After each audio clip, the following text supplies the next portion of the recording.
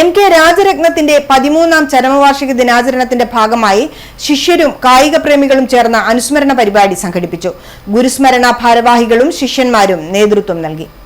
ഗോദയിലെ കരുത്തും ഗുസ്തിയുടെ മന്നനുമായ എം.കെ. രാജരത്നത്തിന്റെ ഓർമ്മ പുതുക്കാനായാണ് ഗുരുസ്മരണയൊരുക്കിയത്. ശിഷ്യരും കായിക പ്രേമികളുമാണ് പരിപാടി സംഘടിപ്പിച്ചിട്ടുള്ളത്. ശ്രീ എം.കെ. രാജരത്നം ഗുരുക്കളുടെ 13ാമത് ചരമവാർഷികം നമ്മൾ ബൃഹത്തായിട്ട് ആചരിക്കുകയാണ്.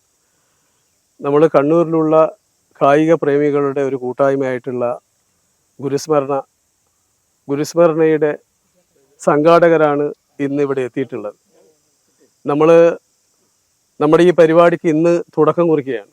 നമ്മളൊക്കെ ആര്യബന്ധു എന്ന് പറയുന്ന ജിംനാഷ്യത്തിലെ ശിഷ്യന്മാരും കുട്ടികളും നമ്മുടെ ഗുരുക്കന്മാർ ഉൾപ്പെടെ, ബഹുമാനപ്പെട്ട ഗുരുക്കന്മാർ ഉൾപ്പെടെ ഇന്ന് ഇവിടെ സന്നിഹിതരായിട്ടുണ്ട്. ആര്യബന്ധുവിനെ സംബന്ധിച്ച് ഞാൻ കൂടുതൽ ഈ കാര്യത്തിൽ വിശദീകരിക്കുന്നില്ല. സാമൂഹ്യ പ്രവർത്തകനും നമ്മുടെ ജിമ്മിന് വേണ്ടിയിട്ടുള്ള കാര്യങ്ങളിലെല്ലാം നല്ല നിലയിലുള്ള ഒരു സഹായം ചെയ്തിട്ടുള്ളയും ഒരു സാമൂഹ്യ നന്മക്കായിട്ടുള്ള ശ്രീ പി.കെ. ബാബു അവർകളെ സ്മരിച്ചുകൊണ്ടാണ് ഞങ്ങൾ ശ്രീ എം.കെ. രാജരത്നം ഗുരുക്കളുടെ പരിപാടിയായിട്ട് അതിന്റെ തുടക്കം കുറിച്ചിട്ടുള്ളത്. ഗുരുസ്മരണയുടെ ഭാഗമായി എം.കെ. രാജരത്നം അനുസ്മരണം സംഘടിപ്പിച്ചു.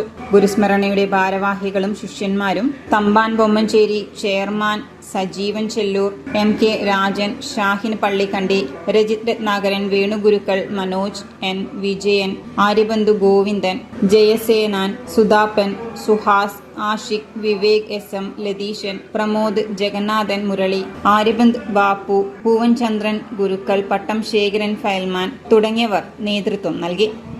എം.കെ. രാജരത്നത്തിൻ്റെ 13ാം ചരമവാർഷികത്തിൻ്റെ ഭാഗമായി ഇന്നാണ് അതിൻ്റെ തുടക്കം കുറിക്കുന്നത്. രാവിലെ ആര്യബന്ധു ജിംനാഷ്യത്തിൽ നിന്നും നമ്മൾ തുടങ്ങിയ ഗുരുവന്ദനത്തിൻ്റെ ഗുരുസ്മരണയുടെ ഭാഗമായിട്ടുള്ള യാത്ര ആര്യബന്ധു സ്ഥാപകനായ